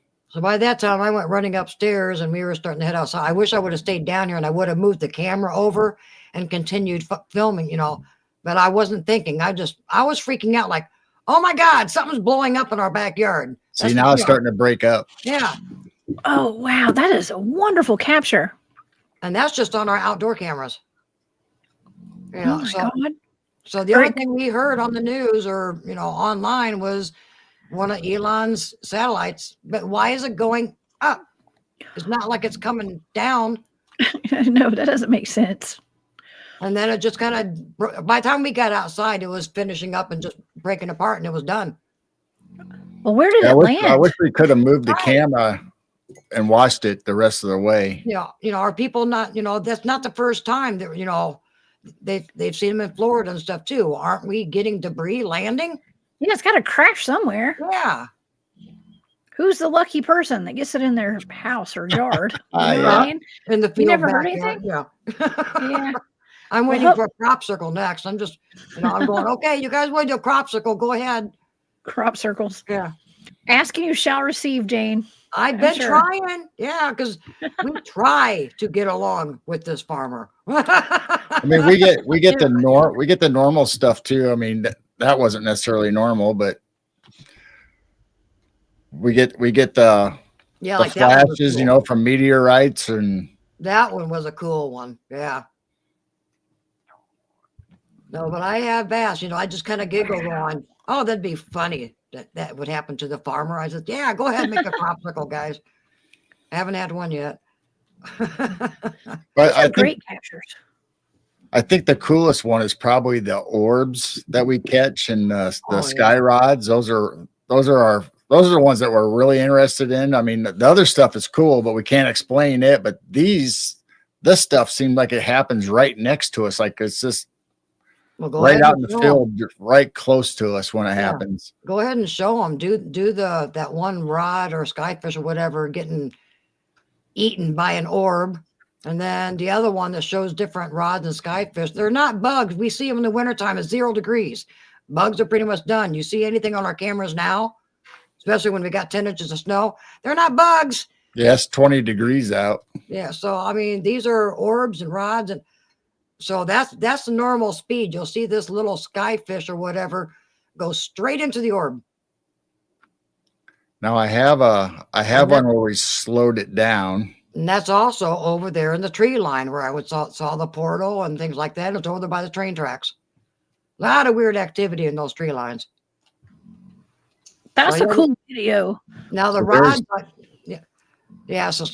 so a rod to me looks like a cigar. The skyfish are the ones that people call like flying ribbons. That has the bumps on them. Mm-hmm. So whatever this is goes straight inside that orb. And it disappears into the orb, doesn't it? In the orb, and then it doesn't come out the back. The orb disappears, and the orb just goes poof. That's weird. And that was a good sized orb compared to those trees. They're not tiny trees. And that you can see the top of the cornfield. That that's pretty far from our house, actually.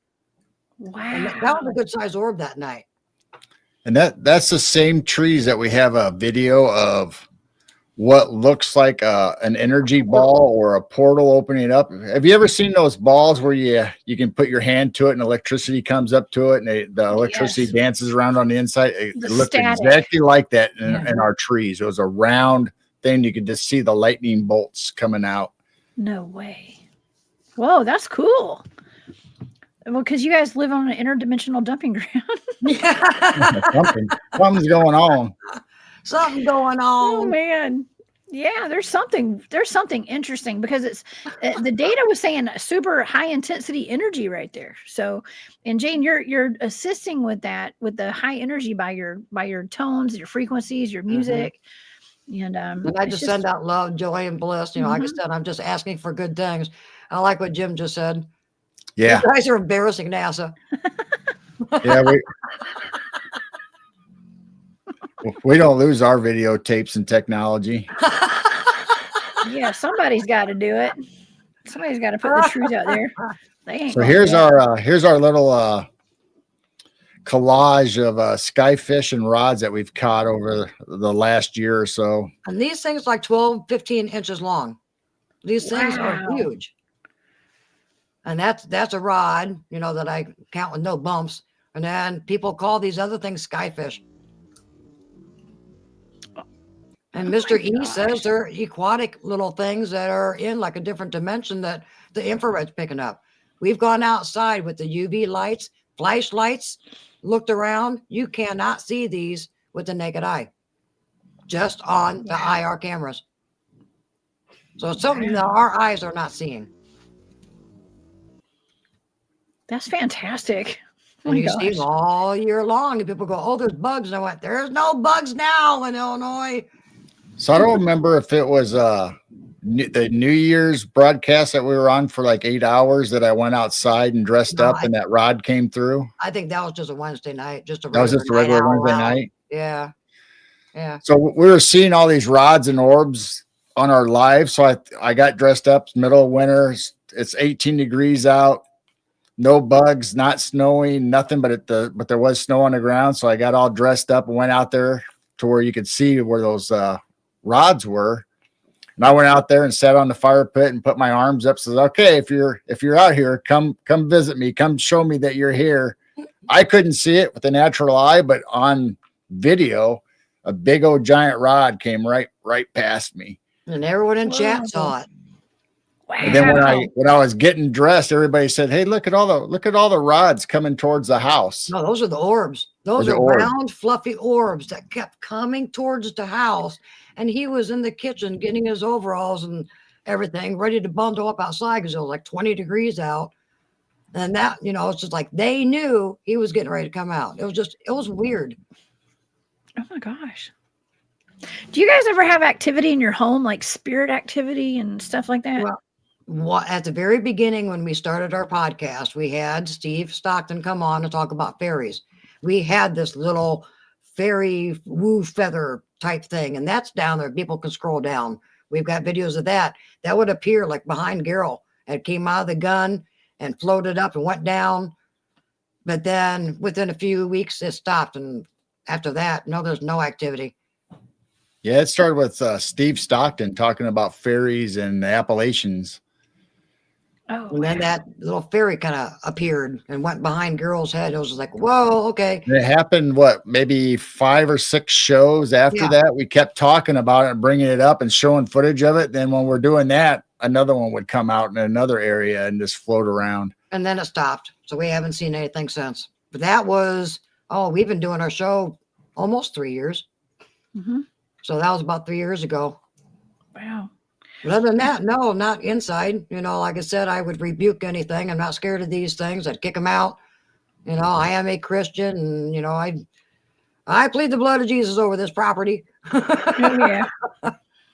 And I don't allow anything evil and dark, but I do want to experience this phenomena, the paranormal.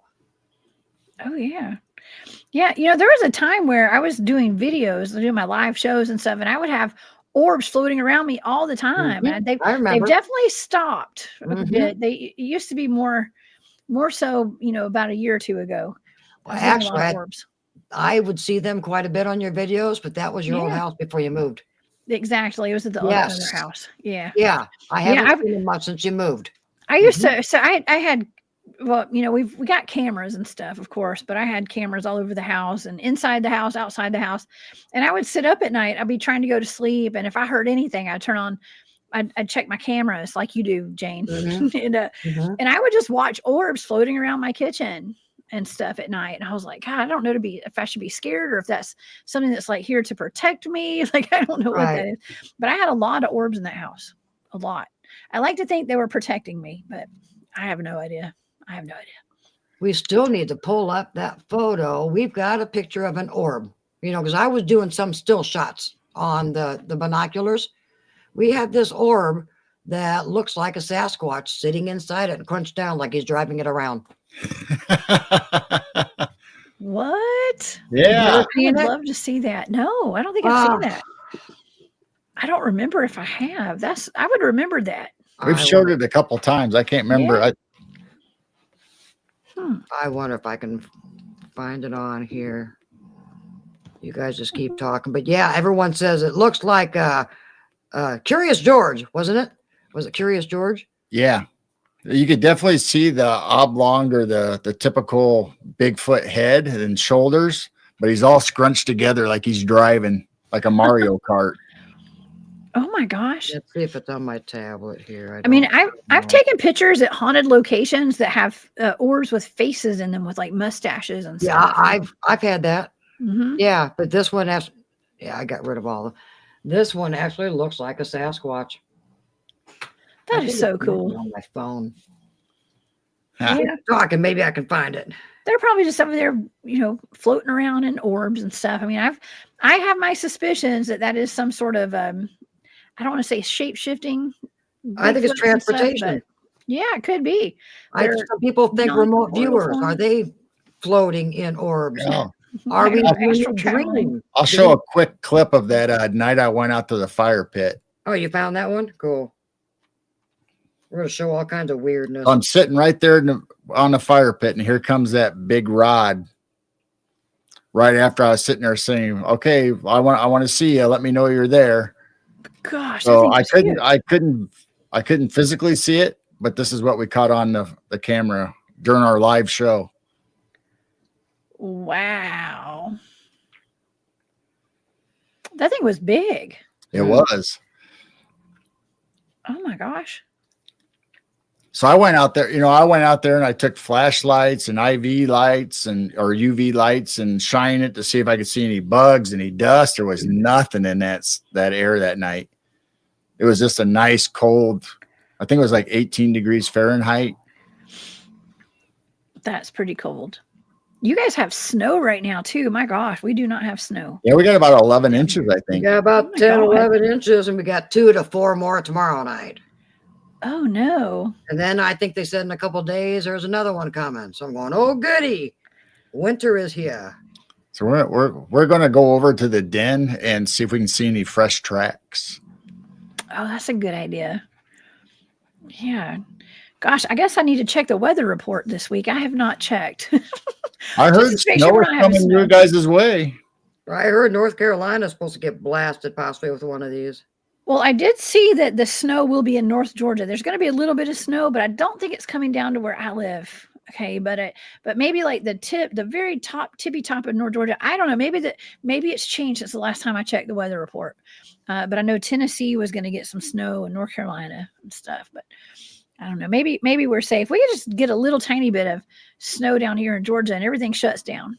Yeah. Schools shut down, grocery stores, you name it. It's all we're Yeah, I toast. remember Atlanta when the interstate froze and all those cars and people were stranded. Yeah. I was there. I was pregnant with my son, and I had about a 2-mile drive to my house, and it took me like 8 hours to get home from there. And I was super pregnant at the time.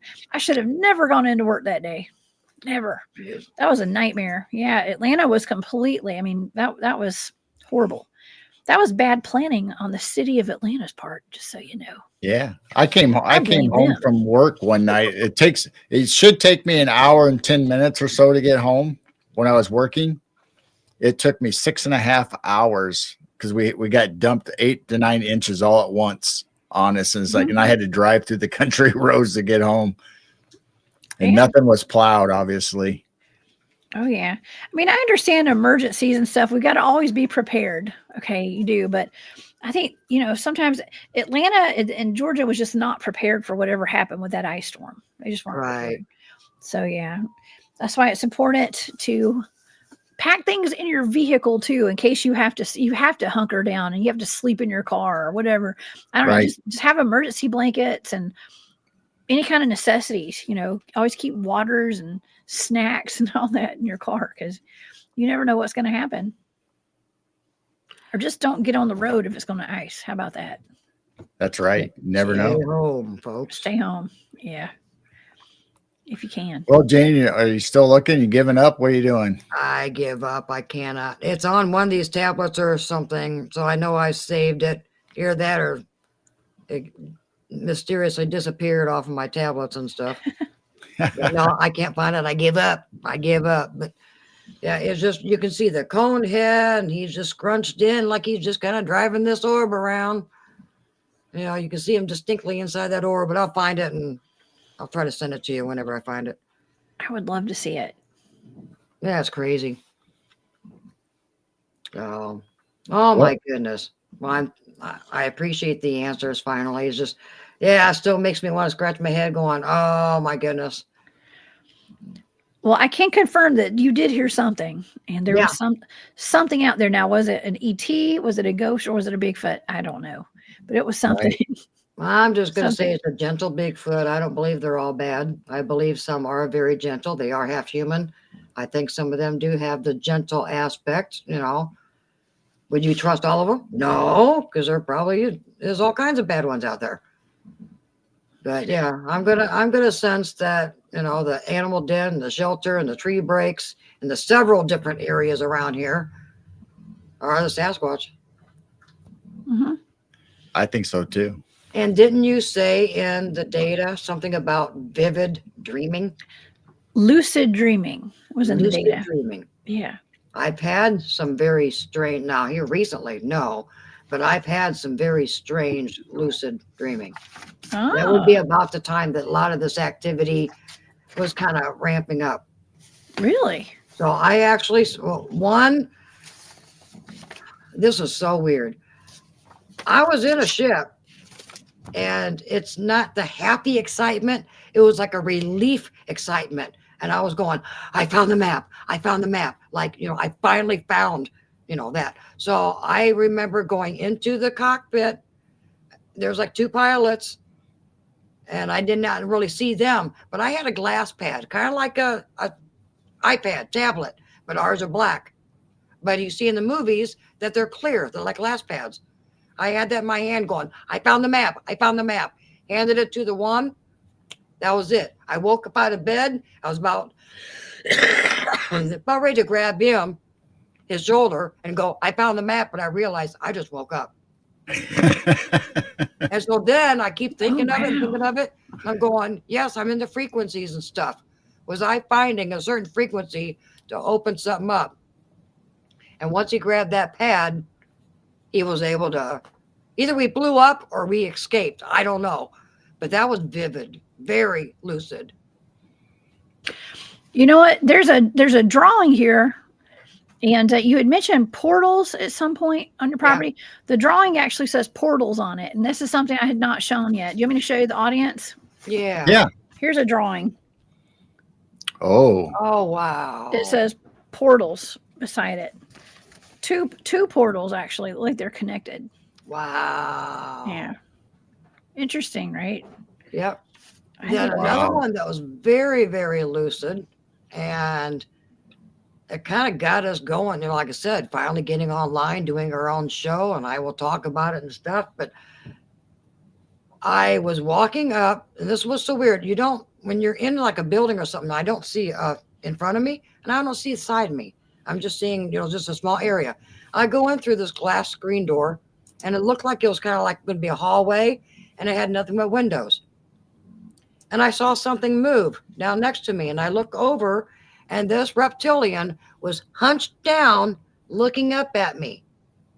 And I thought nothing of it. I took one step forward, and I went, are you good or bad? And I turned around.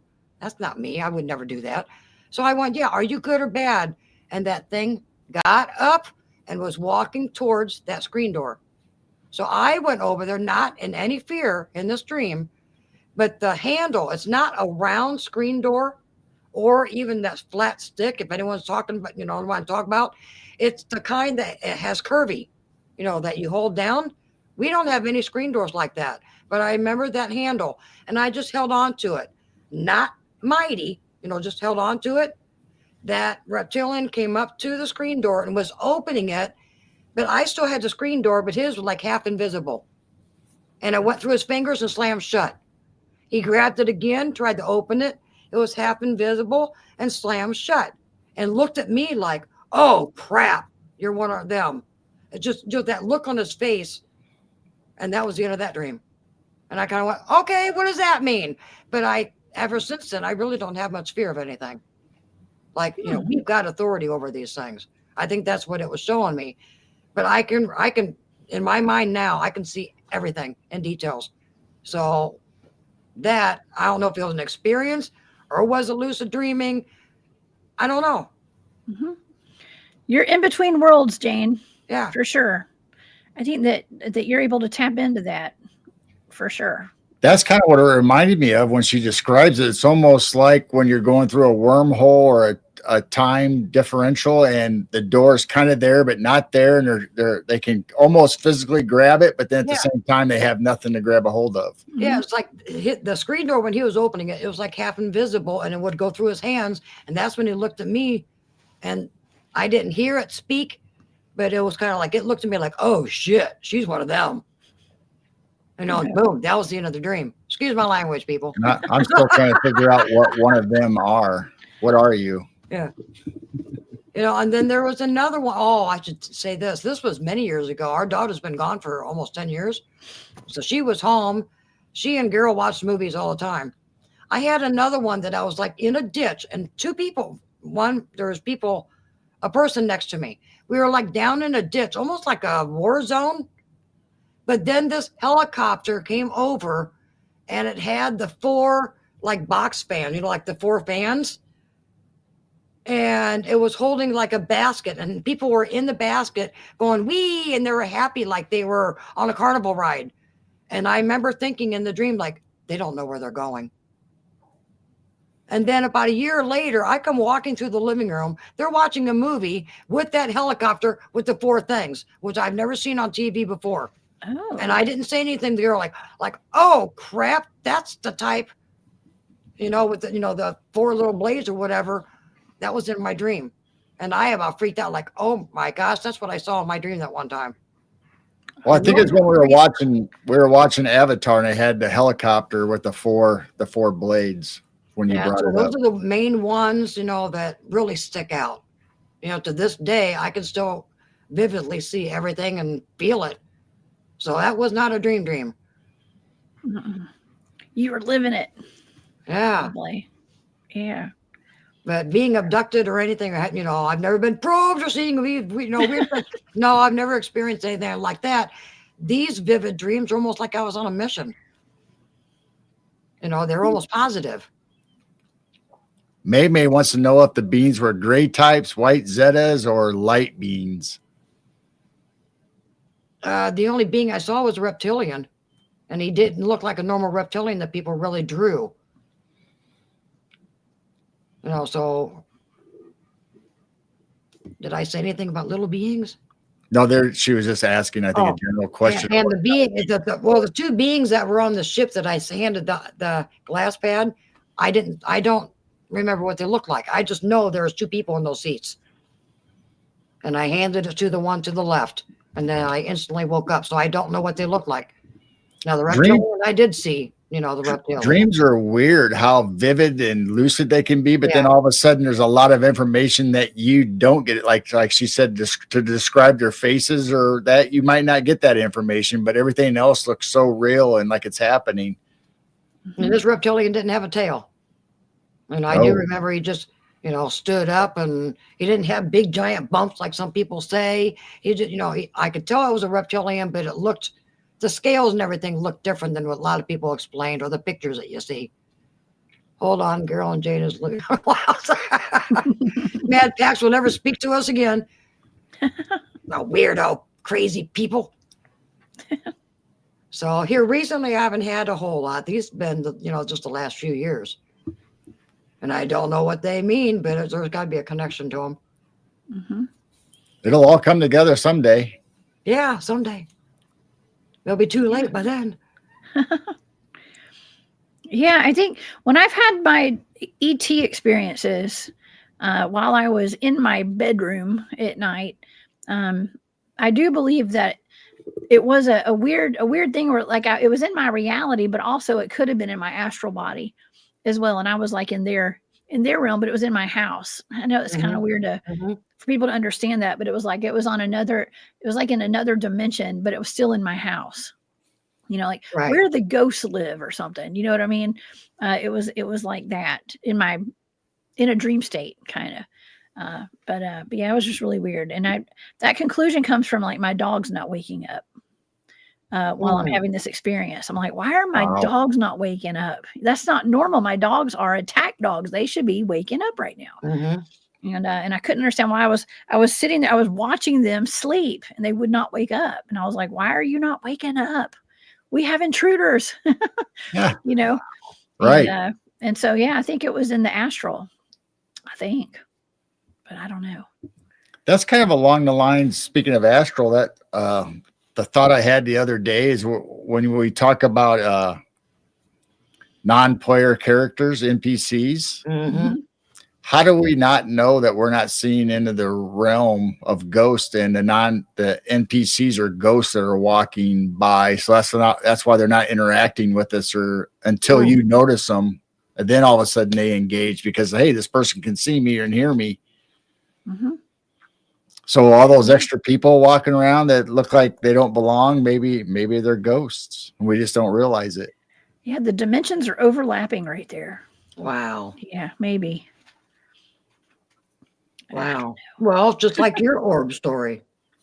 You saw the orbs, your son saw the orbs, your ex-husband did not see the orbs, but he can see them through your phone. Now, that's strange. Mm-hmm. Yeah. We're just all on different frequencies. Yeah. That's all. Yeah. That's all. He's very low vibe. I'm very high vibe. I agree. Yeah, my son's very high vibe. That explains it all right there. Yep, that explains it. Easy. Right. Just being honest. That's all. So, yeah, I think that has a lot to do with it. Wow. Yeah, we're on different stations, different radio stations. That's right. We've tuned in differently. Yeah. So do you think the veil's thinning, or you think it finally broke? It thinned a long time ago, and now it's gone. Yeah. I think it's been thinning over time, but I think now there's moments where there's absolutely no veil at all. I'm not saying it's not here all the time, but I think there's certain moments that you experience that the veil's just gone. And I think that's why we're seeing more cryptids and more reports. And it's not that more people are getting out in the woods. We've always had people out in the woods. We're having more reports. You know, they're showing up more. That's one thing. I've heard all these sounds. I have felt their presence next to me, you know, like invisible. I did have one little rock thrown behind me one time. I've never seen one. That is one thing. I have never seen one. I heard an audible hello. But all these people who don't believe and then they have experience, I'm going, must be nice. Yeah. So you know, I blessing know and a they're around curse. here. I just have not seen one. Yeah. Yeah. People want these experiences until they have them. Yeah. Absolutely. Yeah. A lot of times. I mean, I always want to have these kind of experiences. I do. And as long as it's not in my house. Okay. Around my house, I'm good. Let me come to you. Don't come to me. Okay. That's how that works. Yeah. Freya, the snoring dog, will not wake up. Yeah. Well, it was my other two dogs when that happened. That was a long time ago when I had ET things happen. Yeah.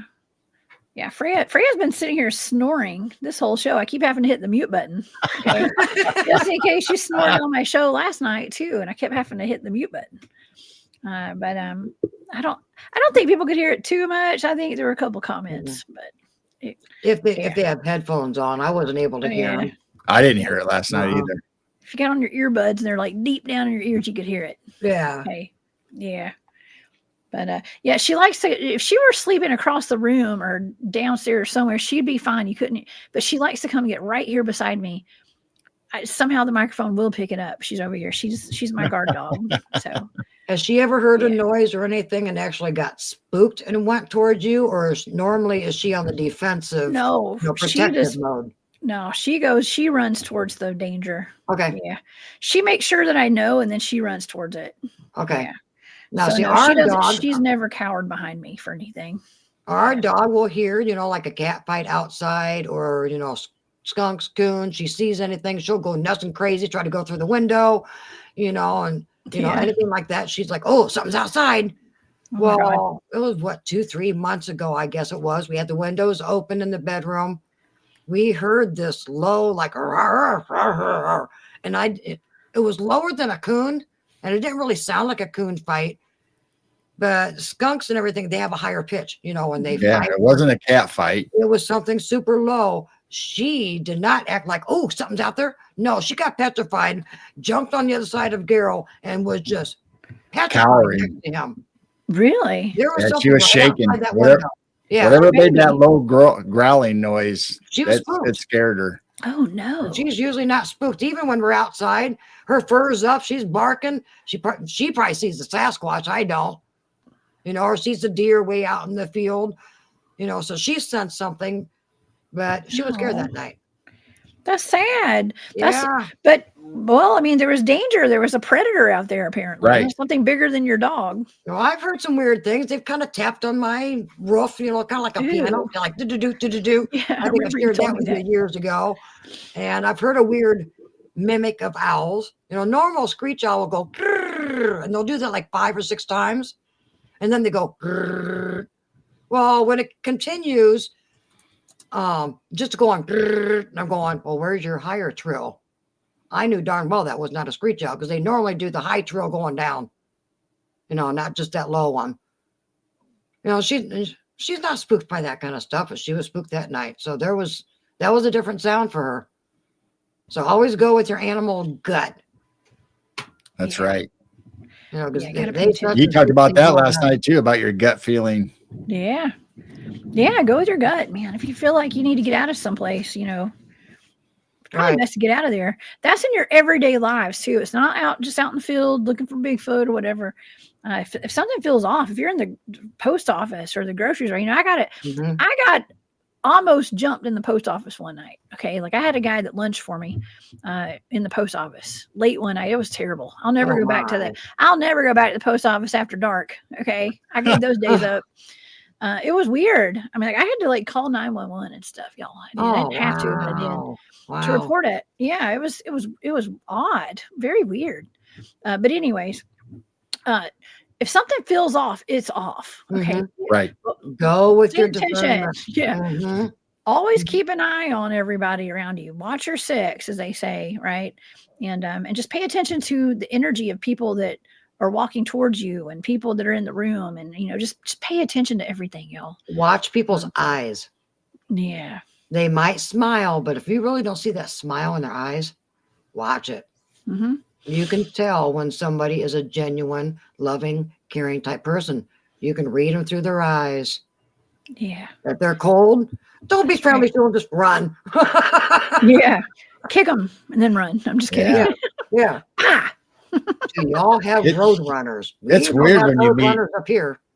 It's weird when you meet somebody that don't have any life in their eyes, that they're just dead and they're black, and it's like, oh my gosh, what is this? Well, they claim to be good people, but their eyes are dark and cold. Yeah, you can see their soul. You can just tell. Like, I'm sorry, I don't want to judge, but I don't think you're as Christian as you're telling me, because you would see it in their eyes. Oh yeah, I've met plenty of people like that. Yeah, so have we. Yes, I have. I've seen some weird stuff in my days, especially the last several years on YouTube. We won't go there. Man, YouTube, yes. A couple years ago was so bad. Oh my gosh, man, yeah. If we survived that, Jessica, we'll survive anything. I have survived a lot of weird stuff. Yes, it's only made me stronger. Character development. That's what that was. Yeah. Continues to this day. So yeah. I've built some strong character being a podcaster. Y'all seen it. Y'all been here with me. Oh yeah. Y'all been there too. That's why we've been such good friends, and I've been following you for almost the beginning. You were just a couple thousand when I started watching you. That was probably like 4 years ago or so. Yeah. Might even been 5, because we started our podcast almost 3 years ago, and I was watching you way before that. Oh my gosh. I think I started doing a live show in 2021, I think. That'd be about right. I started my YouTube channel in 2021. And that was I was just doing card readings and stuff back then. So not until I went to KGRA Digital Broadcasting, and then I started talking about Bigfoot publicly at that point. So and we would have been 2023. Yeah, it would have been 3 years this March. This coming March will be 3 years that we started our podcast, but we were online in people's chats and everything way before that. Yeah. Wow, this has been such a great show. I do feel like it's been fun. Answers, but definitely more stuff to look for. I mean, now we can start narrowing it down maybe and start paying attention, try to get more little hints and clues. Well, I feel like if it was something evil or dark that I should really be avoiding, that would have came up in the data. I don't think it was anything evil or dark. Right. I don't. I just feel bad that you scared it probably as much as it scared you, and you ran away and probably hurt its feelings. Well, I know I didn't scream or anything. I just ran in the house. Like I said, I was not expecting to hear an audible, out loud hello that was that close to me. Yeah. It just wanted to hang out. Yeah. They wanted to hear some music. So it's probably like that big blue fluffy monster on Monsters Inc. and it just wanted to be friendly and hang out and get that loosh. Yeah. He just want to give me a hug. Probably had a little vial leash. with you to collect your streams. It was there to get its daily loosh allowance. That's all. Yeah. I'm just Lucian. Lucian. Yeah. Oh my God. Let's go, Lucian. Instead of a slushy, it's a lushy. Dude. Oh my gosh. We I all don't think had it was fun with anything bad. Jessica. No, Yeah. I don't either. Hopefully not. And Yeah. then there's that But stand. it hasn't happened since that. That's what's really weird. Unless it's trying to contact you some other way. Yeah, it's been 2 years. I was about to say, y'all don't have feral people around there, do you?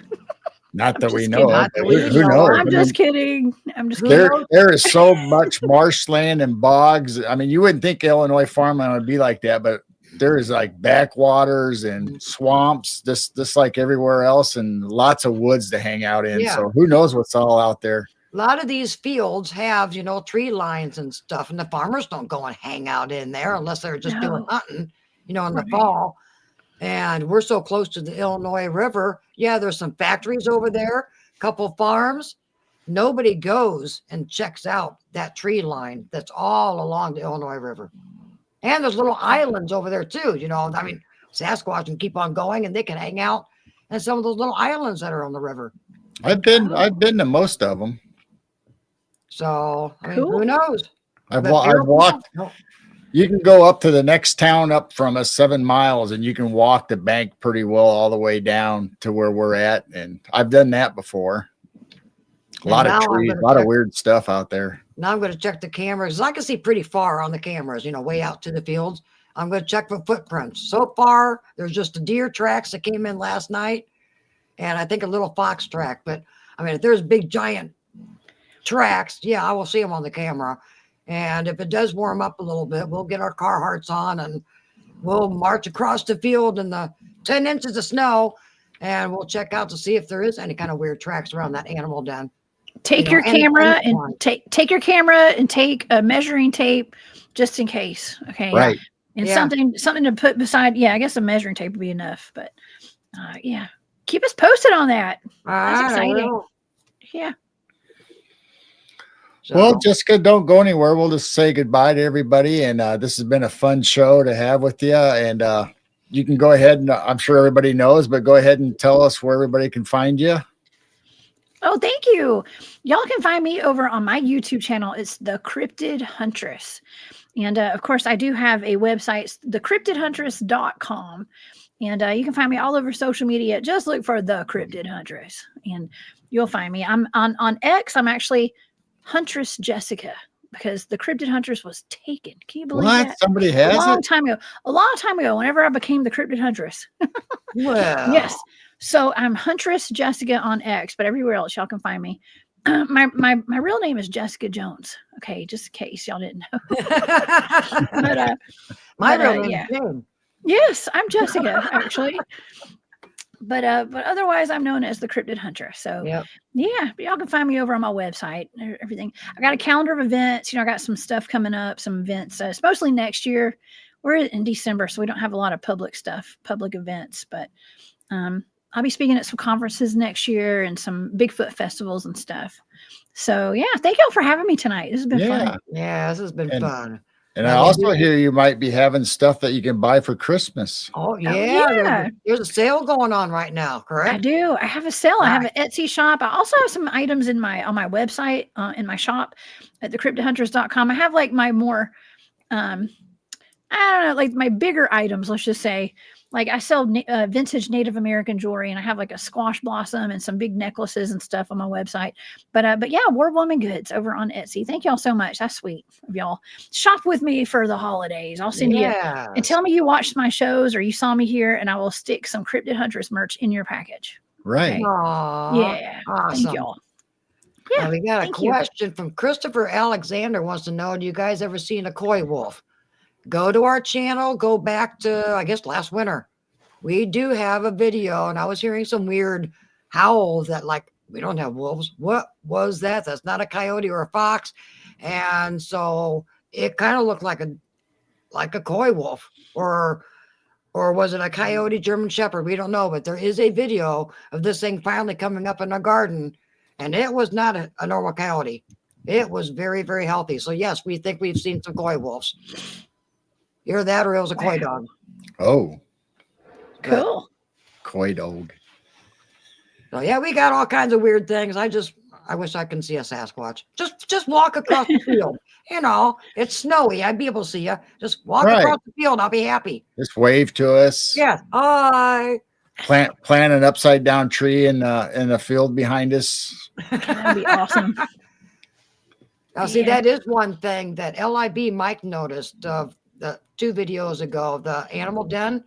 There is a tree stuck upside down in that animal den. You can see the roots.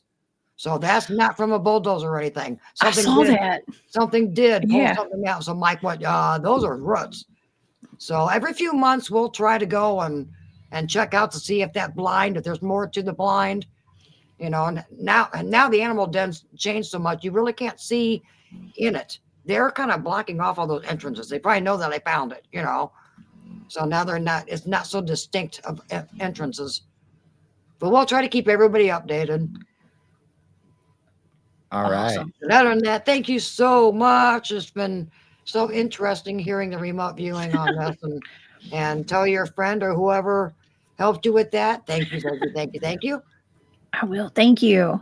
Yep. Yeah. I'm sorry. We actually sent it out to several people, but it's the holidays. And so they'll probably send me the data this week. Maybe for some more people. So we'll get some more data and I'll send it to you guys as it trickles in too. Yeah. So that would be awesome. Thank you. Yeah. We'll try to get some more data out of these folks. Yeah. Well, don't go anywhere, Jessica. Thank you, everybody, for coming tonight. And please go over the Cryptid Huntress, whether it's on YouTube, Rumble, TikTok, everywhere. Jessica's on there. She's always posting videos, but her main channel is usually on YouTube. Please go over there and check it out. And we will see you guys all next time. Bye. Bye, y'all. I'm trying to get the hearts to work. They're not working. Uh-oh. The heart's not working. Oh, well. Bye, y'all. Right. Much love.